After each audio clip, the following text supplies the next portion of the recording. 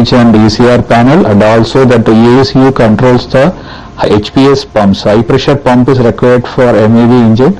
For controlling that also it is done by ECU, and engine side control also there. It is all communicated with all cylinder control unit. In emergency we can operate from this engine control side, and this cylinder control unit also controls the alpha lubricator to the units for cylinder lubrication, and all cylinder pressures are measured with sensors fed to MOP-B through data acquisition unit, and from the MOP you can compare and check the pressures and tidings of the fuel injections and pressures values, and then this data will goes to PMA computer through hub. This is the setup, and portable measuring instrument also can be used through PMI data acquisition unit for calibration purpose, and this is the setup, and we will discuss about one by one section detailing now. Next is high pressure system. Actually, MAB engine concept is use of mechanical hydraulic system for actuation of fuel injection pumps, which are electronically controlled by a computer based control system, and for that main system lube oil is used as a hydraulic medium. This oil is further fine filtered by the auto filter unit, and then pressurized by two electrically driven pumps to 300 bar, and for this accumulator block also we are using to get the stable oil supply to the hydraulic control units where the fuel pumps, injection pumps are fitted, and this is the setup, and after hydraulic control unit the oil is returned back to the pump suction, and this pressure is controlled by proportional controlled pressure regulator and by EICU, as already we saw that, and this is the setup.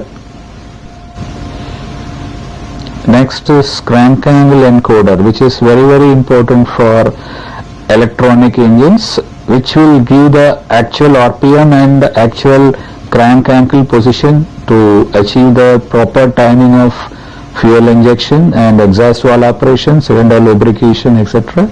And this will achieved by this encoders, and one encoder as a reference encoder we are going to use later, and this encoder is fitted behind the flywheel, and this will sense the position of the flywheel by sensing the semicircular ring.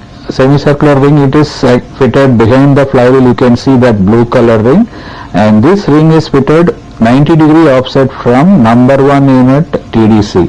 This we will discuss about later, and the next setup is that hydraulic control unit for 2 cylinders, 1 hydraulic control unit which will accommodate 2 fuel pumps and the electronic fuel injection valves plus cylinder lubrication. This is the high pressure pumps fitted, and all the high pressure pipes will be fitted inside the crankcase for safety reasons, so nothing high pressure pipe will be outside. That is very important, and this is the accumulator for giving the stable hydraulic supply, and this is another 2 encoders. This is the main encoders which fitted forward of the engine.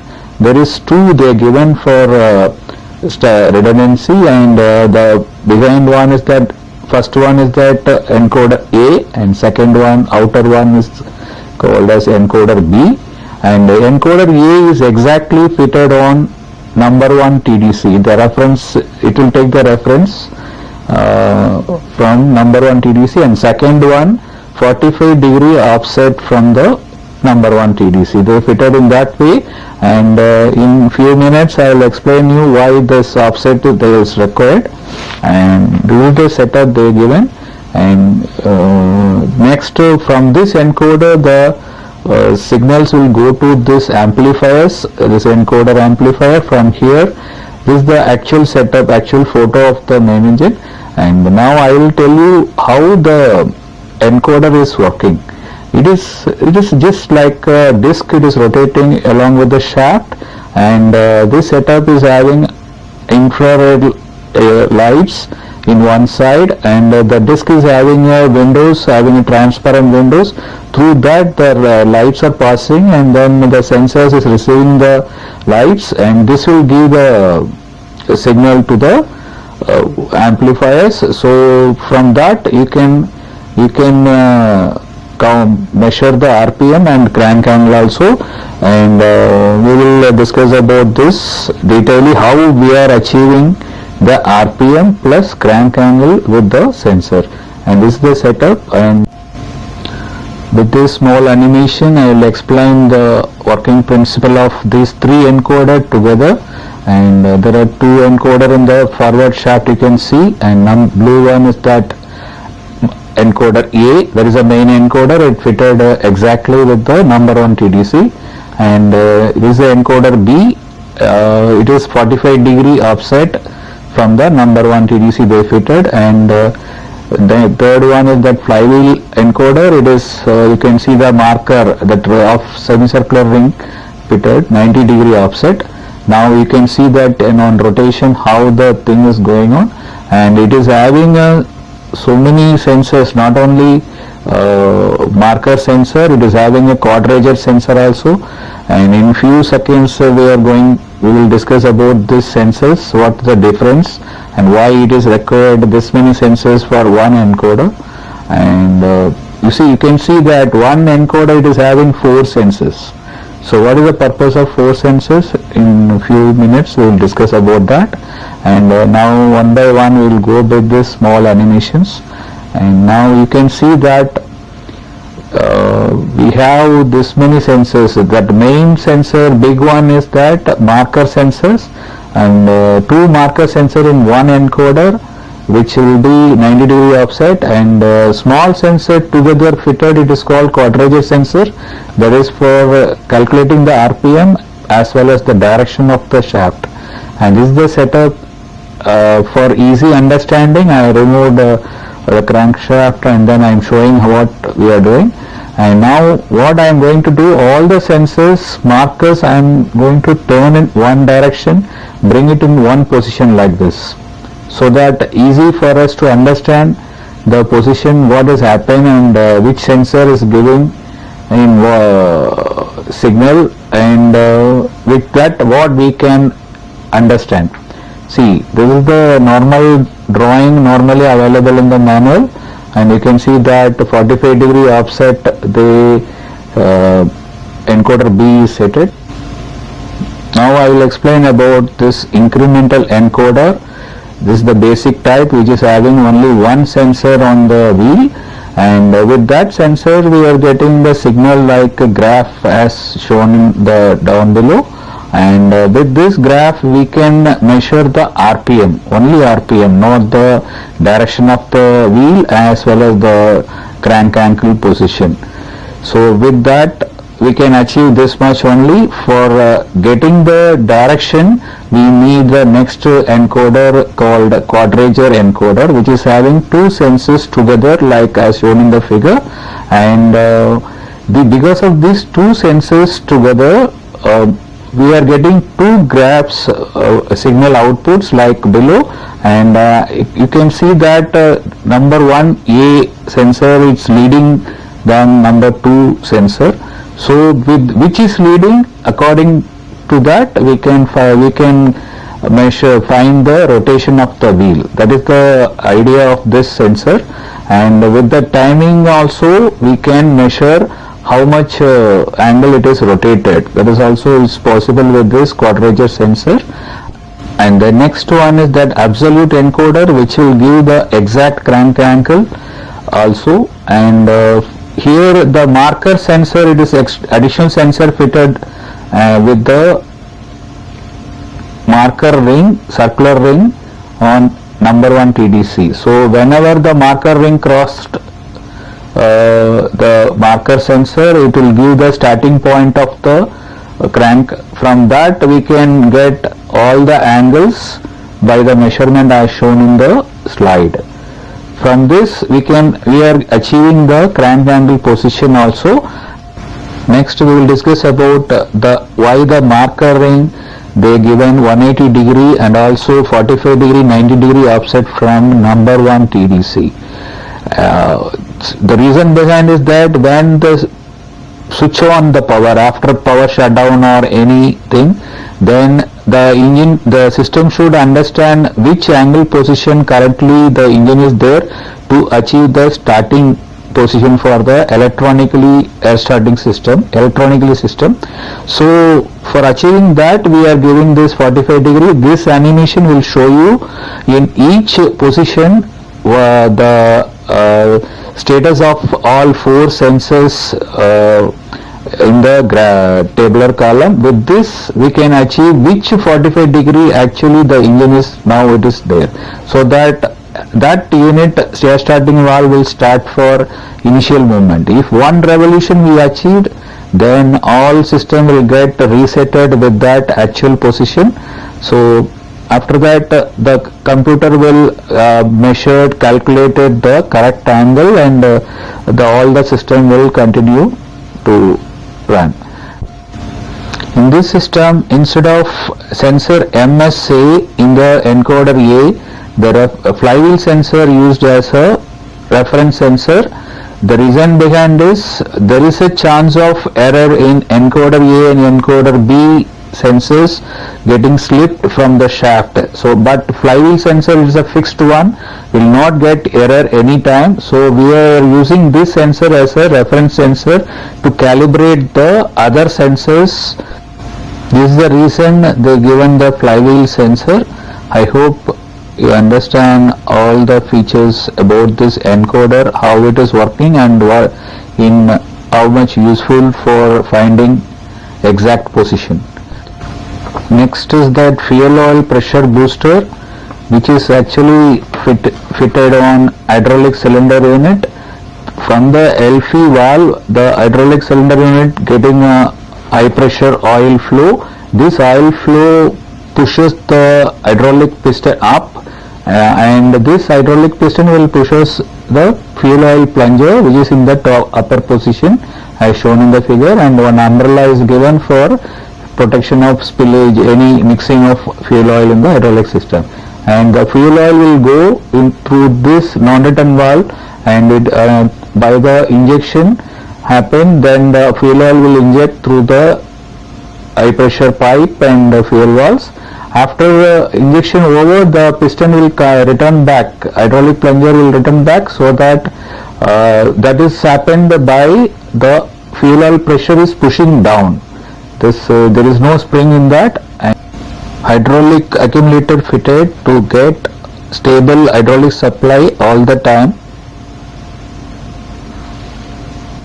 Next is that electronic fuel injection valve named as LFE or FIVA valve. It is a proportional control valve, solenoid valve, which acts as a pilot valve for the main spool valve, and this is controlled by the PCB, which is a computer processor, which will activate the voice control drive, which will move the spool of the pilot valve, and end of the pilot valve having the self-centering spring, which fails safe.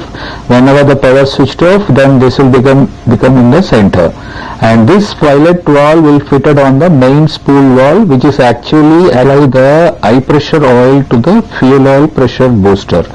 And this is the actual setup. Pilot valve is fitted on the main spool valve, and in the end of the main spool valve you can see that LVDT sensor is there for finding the position of the spool, actual position of the spool, and it is the feedback, it is again passed to the LFE valve PCB, which it will compare, and if any error is there, then it will cut off the unit. And now I will show you that the mechanism with a small animation, how the spool valves are working. And now in this picture you can see that LV valve is operated by voice coil drive. Through that we can move the spool, pilot spool. And pilot spool will allow the high pressure oil to the main spool, and main spool will move move up and down, so that we will get the passage of oil flow to the high pressure booster. And for a feedback sensor they give an LVDT sensor for the main spool, and FIVA valve also having a sensor is a pink color, you can see that one near the voice coil drive. And in few seconds I will explain how the voice coil drive is working. And this self-centering spring, it is for fail-safe. In any power failure happen, then the pilot valve spool will become in center position, and the main spool valve will be in the same position without moving. And now we will discuss about voice coil drive.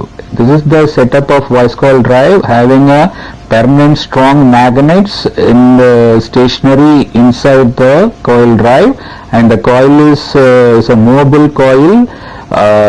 It's series for getting a more power, and the current controller will give the proportional current, so that with the depends on the current, that amount of the movement will be vary.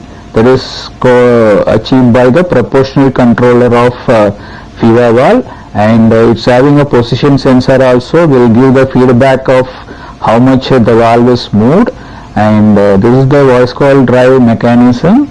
And next one is that sensor, LVDT sensor, that is called linear voltage differential transformer. As the name itself, it is a transformer having a primary and secondary coil. Primary is given by the 24 volt supply, and secondary is seriously connected, but in reverse manner, like shown in the figure. When you are changing the spool, then the current it's passing through this transformer. You can see that how the voltage is varying in the meter. Accordingly we can get the position of the main spool. This is actually fitted on the main spool to get the position. Next is that plunger position sensor. It's having inductive distance measuring sensor, which will give the distance between the sensor and the taper portion, which will convert to the linear movement, so that we can calculate the exact position of the plunger, which is normally fitted in fuel oil high pressure booster plunger.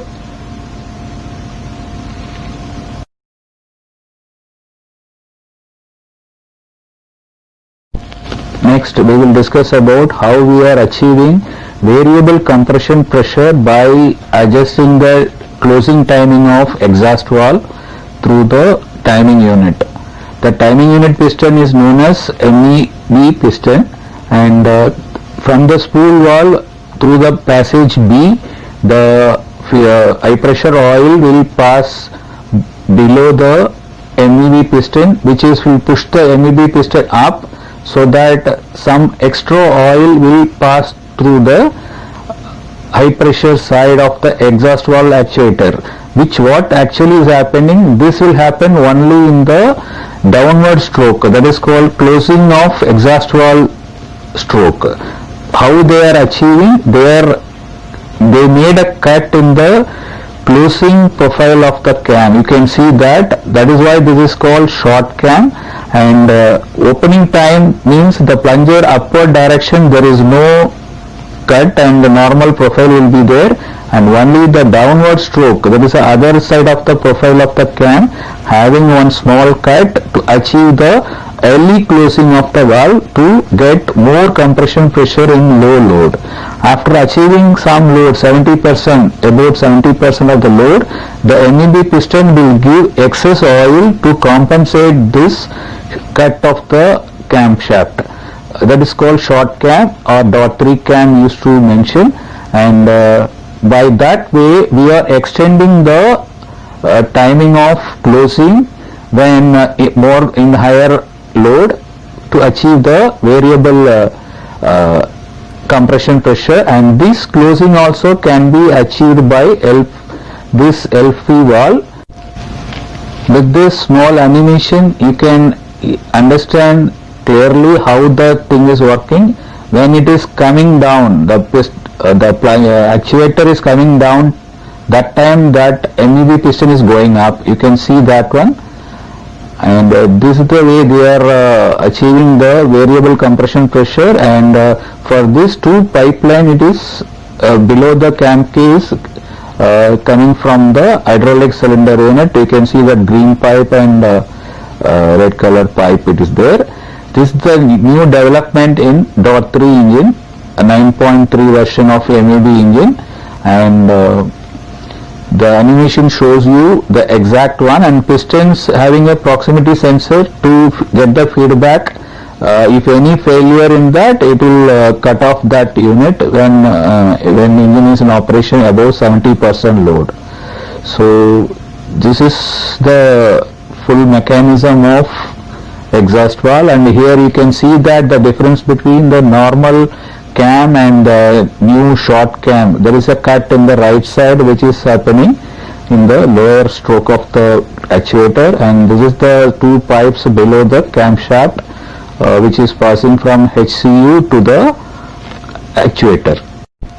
Next we will discuss about the alpha lubricator, which is similar in MC engines. It is also fitted in the same hydraulic control unit, activated by the same high pressure oil, and it is having a main piston having a multiple small pistons which will give the supply through the non-return valve to the respective keys on the cylinders. And this is the oil supply system having level sensors also there to give the alarm, and the piston movement, there is an inductive sensor to give the feedback to the controller. In any movement is not error in the movement, then it will raise the alarms, and it is having a non-return valves and spacer also to adjust the stroke length of the piston.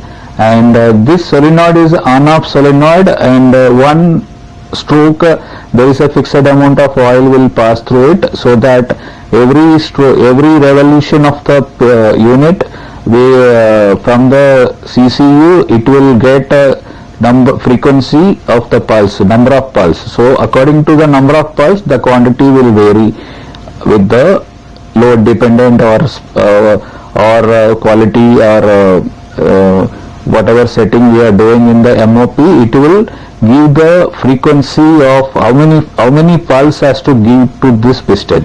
Depends on the number of pulse, the number of stroke will happen, and the quantity will vary.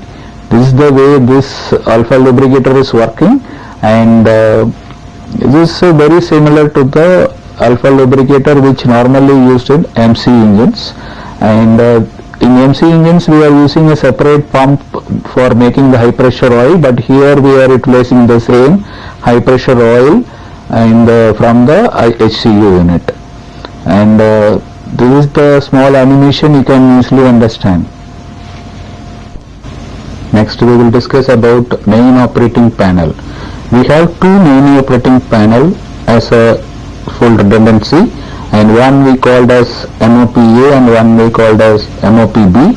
And MOP-B is the main operating panel which is having direct connection communication to PMI computer, that is a computer controlled surveillance computer. And also the MOP-B is having a troubleshooting screen.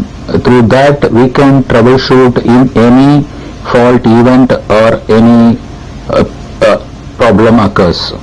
And we will see one by one with the pages what are the things is available, what we can do, what settings we can change.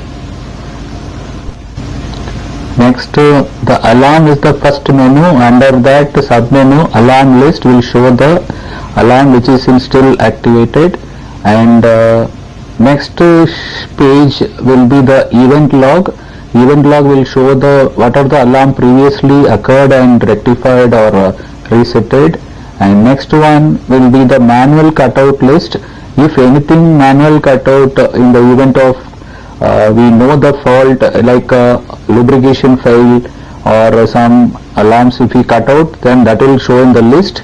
And next one is the channel list, and which channel, which system is connected, which sensor is connected, everything will show. And next one is that engine. Under that operation screen is there. Through this you can see that RPM which is agitator assistant and bridge control or ECR control also is showing here, and then RPM mode also showing, and then fuel index is showing here, and with the limiter which is limiting the fuel index.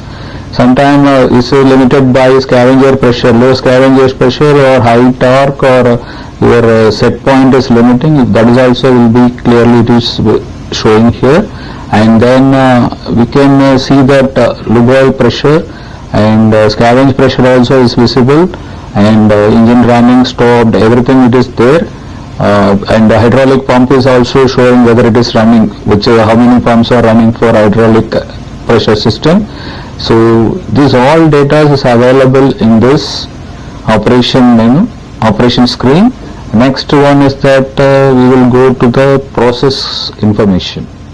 Under this process information we will get this data, hydraulic oil pressure, scavenge pressure, and which mode is running, how much load is there, fuel index, how much percentage fuel index is there, then that speed control, the limitation is showing, and propeller RPM, and how much speed is, fuel index is there achieved, and all it is showing. Then the process adjustment is here.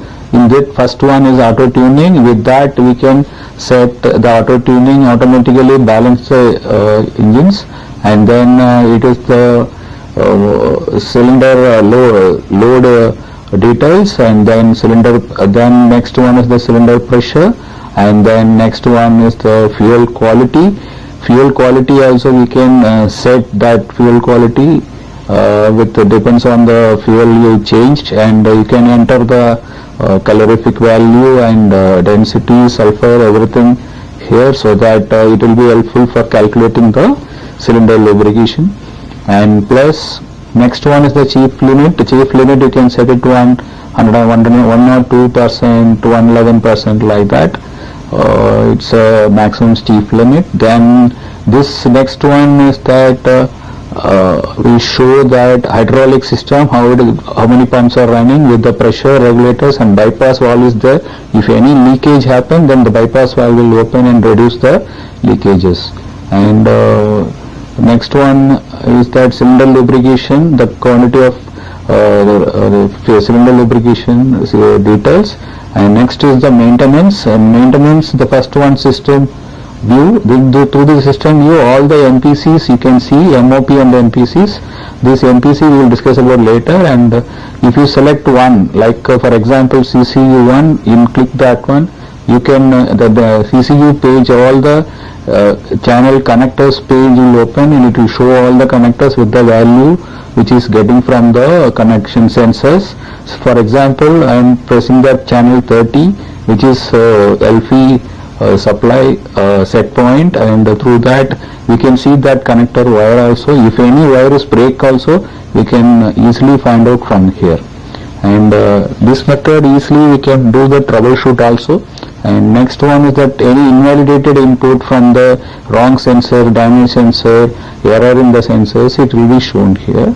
And then next one is the network status. We will show the network connection. If any disconnected wire is there, it will shown here with the red mark. And then next one is the function test.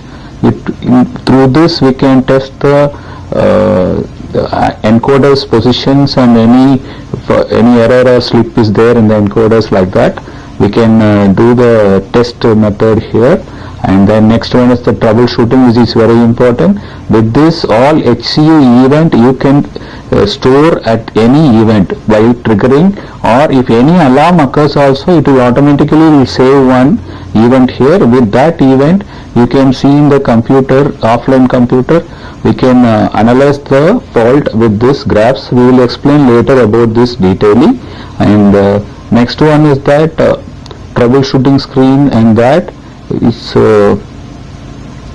next one is time setting inversion, and this only can be done with chief limit. Now we are in operator level, so we have to go to chief level by putting the password. And if you put the password, you can enter into the chief level. You can change the time settings if you required. Next one is the version is given, and this MOP only, all the MPC software is loaded. From here, if any MPC changed, it will get loaded there. Software will install, configured there. Next we will discuss about PMI auto tuning computer, and this is a separate computer which is connected to the MOP-B through the LAN hub, and it will take the data from MOP-B from the data acquisition unit through the data acquisition unit to the MOP-B, and then it will reach to this computer and it will store here only, and all the things will get analysis here, all form of chat, and this one we can visualize from this computer. And in this same computer also having computer controlled surveillance software also, that is also will be connected with this same computer, and we will see one by one what is available in this computer. This is actually the pressure measurement software tool, and with that we can see that all the units pressures, cylinder pressure like compression pressure and peak pressure and indicative pressure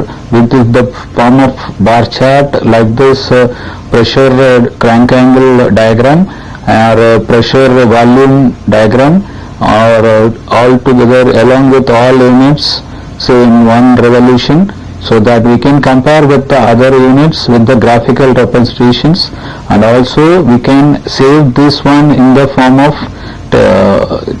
tabular column, and then we can review in later timings, and we can compare with the older set of records. That is also possible with this software, and the auto tuning is actually happen from this software only. This will give the feedback data to the MOP and through the MOP-B, and then engine will get automatically auto-tuned. All the units get balanced by adjusting the timing of fuel injection and exhaust valve closing timings. And these also things is available here, and this is very easy understanding when you are operating directly on the computer. And next one,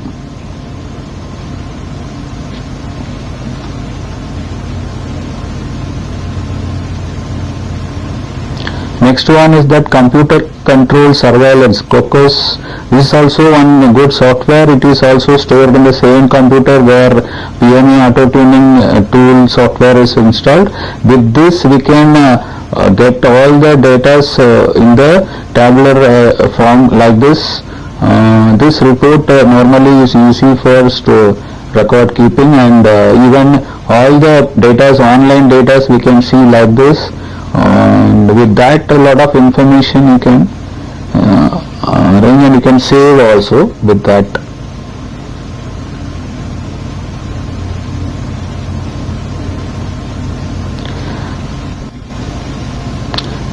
Next one is that multi-purpose controller.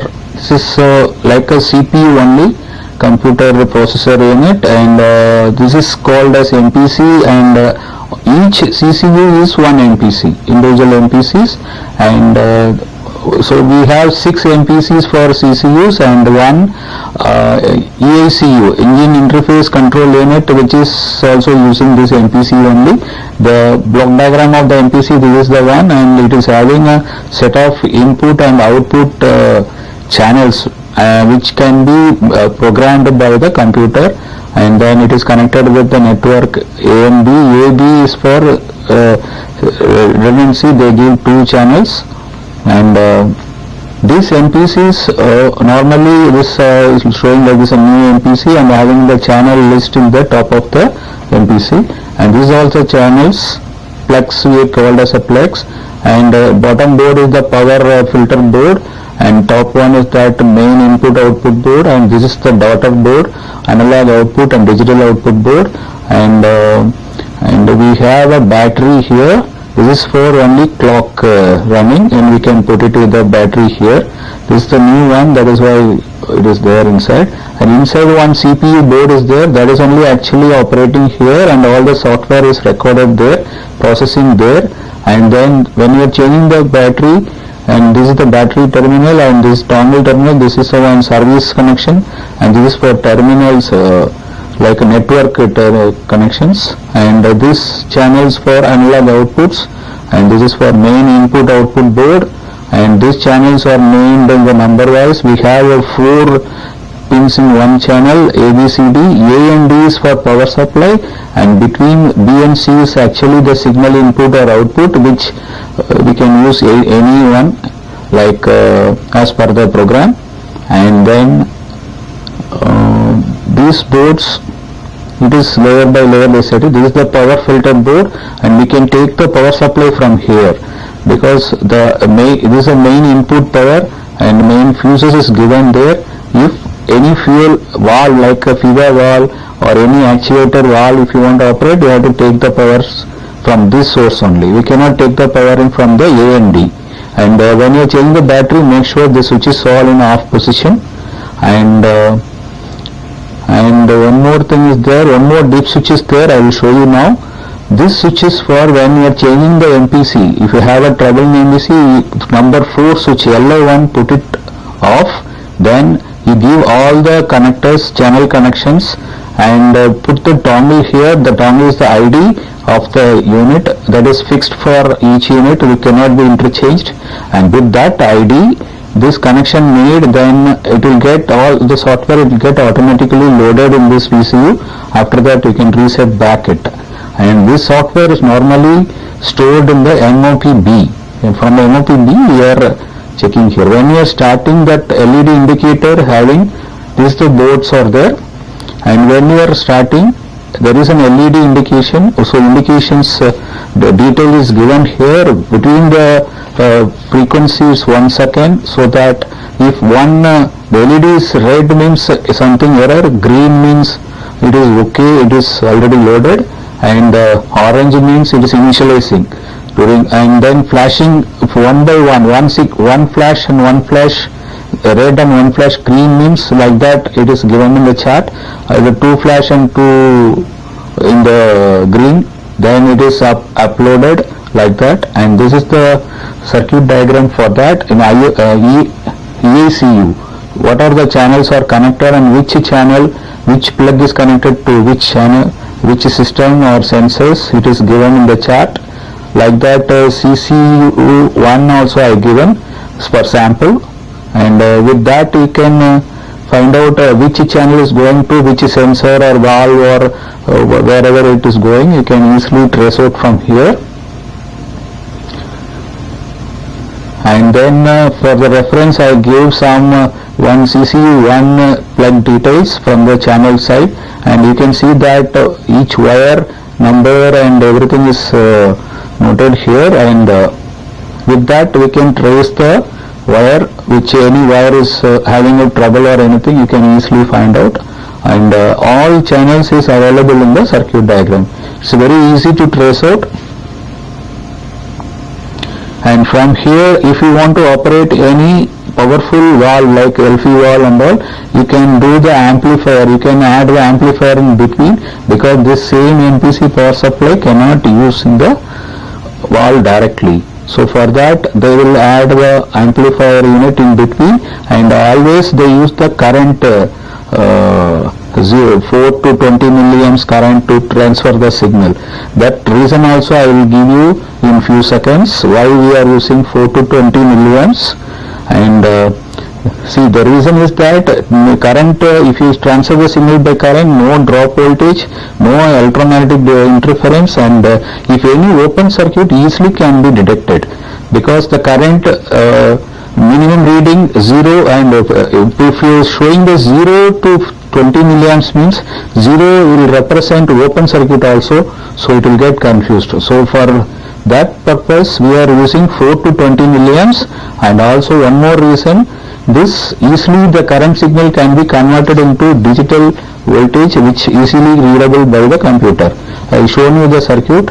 250 ohms they will give, so that in 4 milliamps it will give 1 volt, and 20 milliamps will give the 5 volt drop, which easily be readable by the computer. That is why we are using this. Next one is that bus log analyzer with LVTT plot software. It is available normally in the ship. With this software only we can read this HCU events which we normally manually dump, or if any alarm comes also automatically it will dump. And this one is manual dump we have done for demonstration, and then I open the CCU unit 1 and it will show that in what reason it is created. This is manual dump. If suppose alarm is there, it will mention here in place of manual dump. And this marker is that point where I triggered, but all the data is little before the marker and then after the marker also saved, so that we can easily analyze the fault. And this 5 HCU events can store here: fever set point, fever feedback, fever control, and MV piston position and tacho angle. With this 5 we can easily find out. We can select which one you want to read a close look. We can select with that graph only, like this. And if you want to make a close view, then you can select like this square, then leave it, then you will get the zoomed one. We can zoom it as much as you want. You can zoom again and again, and you can analyze the graph very close look, and then we can find the exact fault. And this is the way we are analyzing the fault. And in this, the graph horizontal line x-axis, it is time basis millisecond, and the sample interval is that 500 microseconds, and the vertical line is that is mm, spool wall mm, fever wall linear travel it is mentioned, and it is 2 mm into 1000 times.